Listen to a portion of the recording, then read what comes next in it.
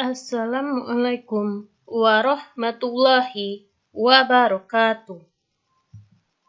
Baiklah anak ibu semua, kembali lagi dengan Ibu Makfira Afifah pada penyakit bawaan makanan.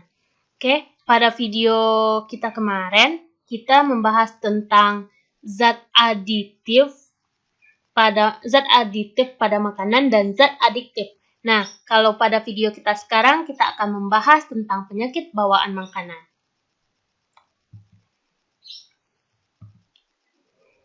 Penyakit bawaan makanan.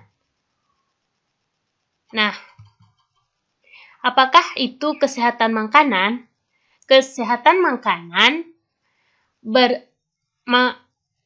makanan bersih daripada kuman berbahaya, racun, toksik, dan bahan-bahan lainnya. Kepentingannya untuk mengelakkan penyakit bawaan makanan.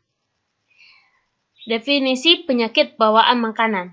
Penyakit bawaan makanan atau foodborne disease adalah penyakit akibat mengkonsumsi pangan yang terkontaminasi.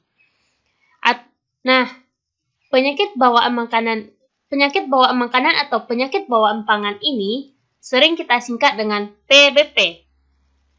PBP juga merupakan reaksi alergi dan kondisi lainnya di mana makanan berperan sebagai pembawa alergen.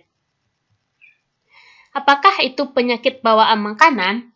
Penyakit bawaan makanan atau foodborne disease adalah penyakit yang dihantarkan melalui pangan atau sering disebut penyakit akibat pangan, disebabkan oleh konsumsi makanan atau minuman yang telah terkontaminasi sebagai tambahan zat kimia beracun maupun zat-zat dasar lain yang mengandung bahaya. Jika terkandung di dalam makanan yang kita konsumsi pun dapat menyebabkan penyakit.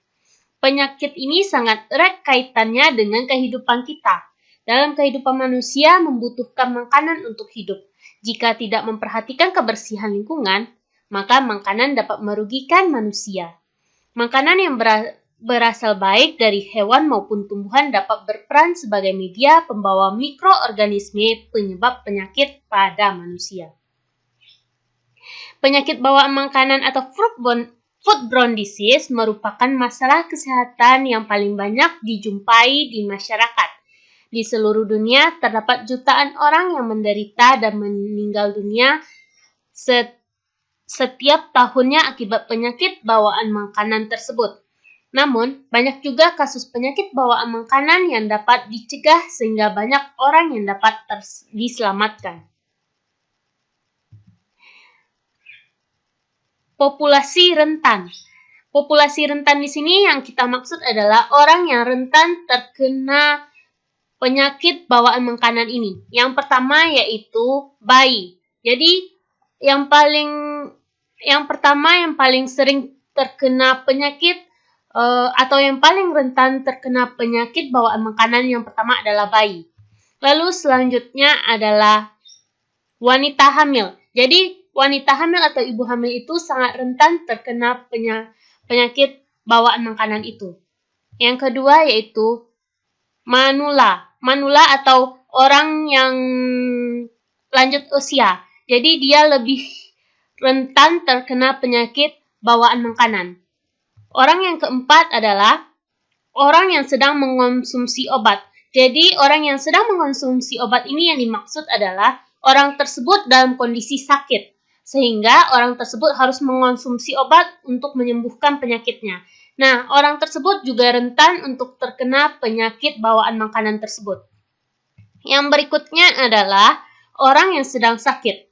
Jadi orang yang sedang sakit itu juga sangat rentan terkena penyakit bawaan makanan. Misalnya, dia sedang sakit ginjal. Ternyata dia salah makan makanan sehingga bisa menyebabkan dia terkena penyakit bawaan makanan ini. Nah, di sini anak ibu bisa lihat. Pada bagian ini ada ibu hamil, ada lansia, dan ada orang yang sedang sakit. Lalu yang berikutnya orang yang sedang minum obat-obatan. Nah, penyakit bawaan makanan ini terbagi atas dua jenisnya. Yang pertama infeksi. Yang kedua, intoksikasi.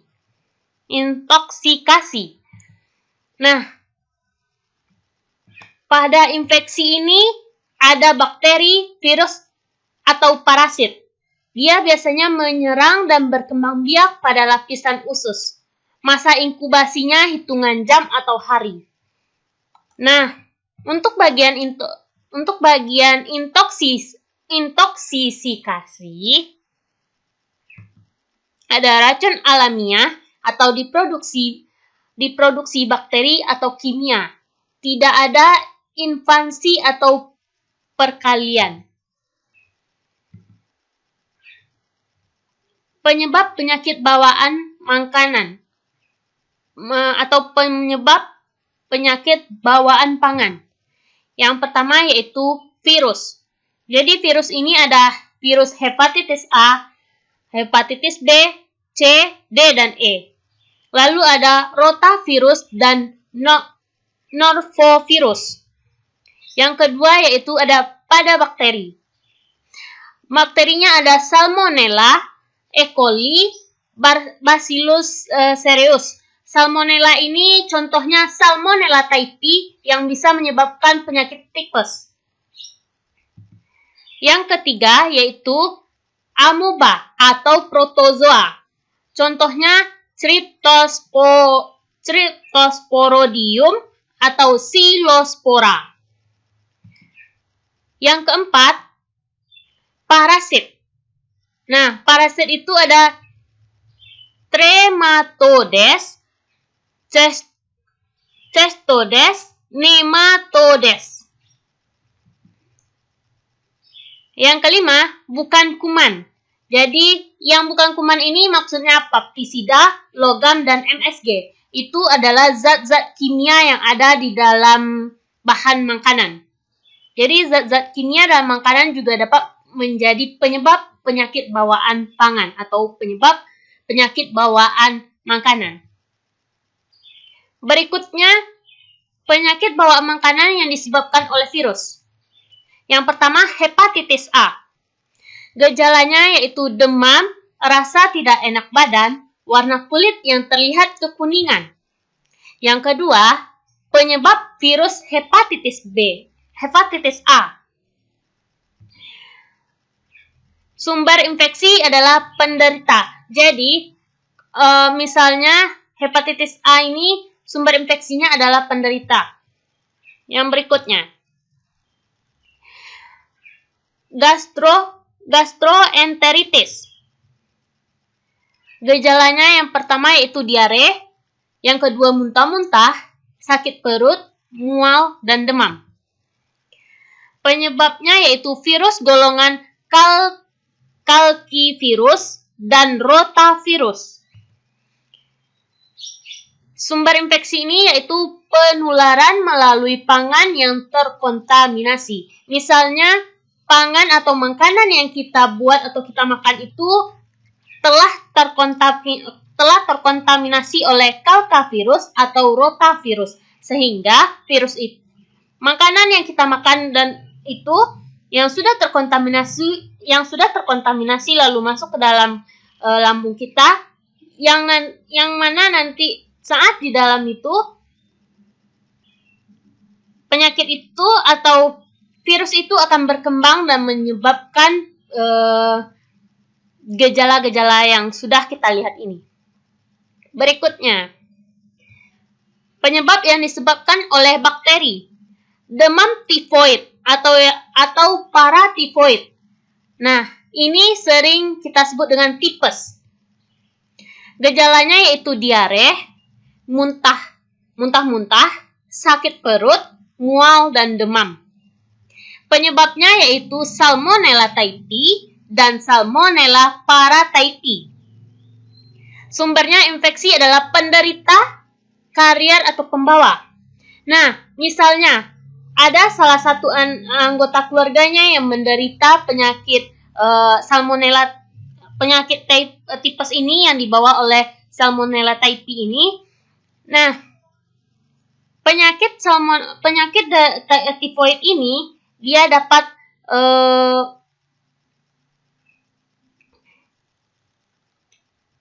dia dapat menyebar. Nah, bisa jadi ada di antara anggota keluarganya yang sebagai karier atau pembawa. Berikutnya, kolera. Gejalanya yaitu diare sangat berat, muntah-muntah, dehidrasi dalam waktu yang cepat. Nah, penyebabnya yaitu fibrokolera klasik. Sumber infeksinya yaitu penderita, karier atau pembawa. Yang berikutnya, dysentery baciller. Gejalanya yaitu diare dan demam, serta sakit perut atau mulas. Penyebabnya yaitu bakteri dari genus Shigella, dysentery tipe A, B, C, dan D. Sumber infeksinya yaitu penderita, karier, dan pembawa. Nah, di sini ada penyakit bawaan pangan disebabkan oleh protozoa. Yang pertama, dysentery amoeba dan giardiasis. Protozoa adalah hewan yang terdiri dari satu sel saja. Gejala diare amoeba, diare dengan tinja berlendir atau berdarah, sakit perut dan mulas. Gejala untuk giardiasis, rasa tidak enak di perut dan tinja menjadi encer. Penyebabnya yaitu amoeba, distoltika, giardia, dan lamblia. Sumber infeksinya yaitu air yang tercemar, sayuran mentah yang tercemar kotoran. Jadi, kita memasak air, ternyata air yang kita masak itu sudah tercemar oleh bakteri protozoa yang tadi. Sehingga air yang kita masak itu ternyata air yang sudah tercemar atau sayuran mentah yang tercemar oleh kotoran. Jadi, selanjutnya, penyakit bawaan pangan disebabkan oleh cacing. Nah, ada yang disebabkan oleh cacing. Yang pertama, demam ringan, sakit otot, sakit perut, diare, rasa haus, berkeringat banyak, gangguan saraf. Penyebabnya yaitu yang sering kita dengar yaitu cacing gelang, cacing pita, cacing kremi, dan cacing tambang. Sumber infeksinya yaitu infeksi ke kulit. Jadi, seandainya ini biasanya banyak terjadi pada anak-anak. Dia keluar rumah tanpa memakai sendal, sehingga dia tidak tahu apa yang diinjaknya. Nah, jadi larva itu atau telur dari cacing itu masuk ke dalam kulitnya. Dan setelah itu, dia akan berkembang biak. Atau anak kita yang kukunya panjang, yang tidak dipotong, dia main pasir di luar, sehingga ada telur cacing di dalam kukunya ini, dia nggak tahu. Gitu. Lalu, dia memegang makanan tanpa mencuci tangannya. Telur yang ada di kuku ini akan masuk melalui mulut berserta makanannya tadi. Sehingga cacing gelang, pita, kremi, dan cacing tambang itu akan berkembang biak di dalam tubuhnya. Itu yang menyebabkan penyakit bawaan makanan. Yang berikutnya adalah penyakit bawaan pangan disebabkan oleh bukan kuman. Nah, contohnya yang pertama yaitu tanaman. Nah, anak ibu bisa lihat jagung yang dikonsumsi itu berjamur. Nah, jadi jagung yang kita konsumsi itu berjamur gitu. Yang kedua, jamur itu yang mengandung mikotoksin. Nah, berikutnya, umbi-umbian. Umbi-umbian yang mengandung sianida. Nah, ada yang berikutnya, yang kedua adalah pangan laut. Nah, ganggang laut yang termakan oleh kerang kepiting dan lain-lainnya. ikan buntal yang mengandung racun. Berikutnya, zat kimia dalam bahan pangan. Ini banyak kita lihat. Bisa anak ibu lihat, ini adalah bahan makanan yang banyak dijual di pasaran. Nah, ini bahan makanan banyak anak-anak ibu pasti suka sekali ini.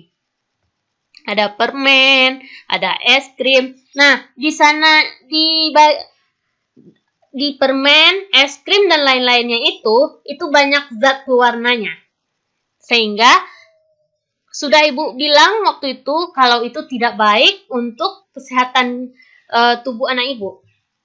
Berikutnya, nah, ada masako, bumbu-bumbu cepat saji.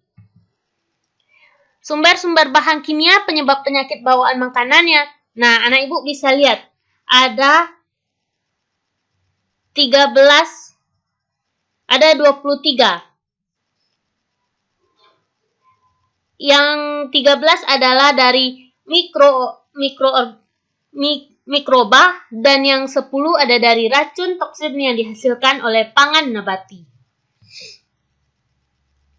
Dampak penyakit bawaan makanan. Gejala yang sering terjadi adalah diare, mual, muntah, nyeri, dan kram perut, demam dan sakit kuning, dan beberapa gejala dapat mengakibatkan komplikasi pada sistem kardiovaskuler, ginjal, persediaan pernafasan, dan sistem imun.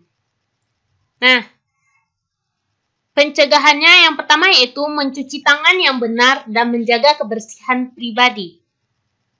Yang kedua, menyimpan makanan di tempat yang bersih dan aman. Yang ketiga, mengkonsumsi air yang bersih dan sudah dimasak. Yang keempat, mencuci buah-buahan dan sayur sebelum dikonsumsi. Jadi, sebelum kita mengkonsumsi buah-buahan dan sayuran itu, anak ibu harus mencucinya terlebih dahulu agar bakteri dan juga racun yang ada di buah-buahan dan sayuran itu hilang. Mencucinya bukan mencuci menggunakan air saja, tapi juga sabun. Masak makanan sampai matang sempurna. Yang berikutnya, pemantauan suhu. Lalu, pengelolaan limbah yang tepat. Nah, pengelolaan limbah yang tepat di sini maksudnya, limbah-limbah pabrik itu tidak dibuang sembarangan, karena itu bisa mencemarkan air. Nah, kalau air tercemar, penyakit banyak yang ada di sana. Yang terakhir, pemantauan saluran air terhadap kontaminasi dan pendidikan masyarakat tentang kebersihan dan penanganan makanan. Baiklah, terima kasih. Sekianlah video kita pada siang ini. Ibu akhiri dengan Assalamualaikum warahmatullahi wabarakatuh.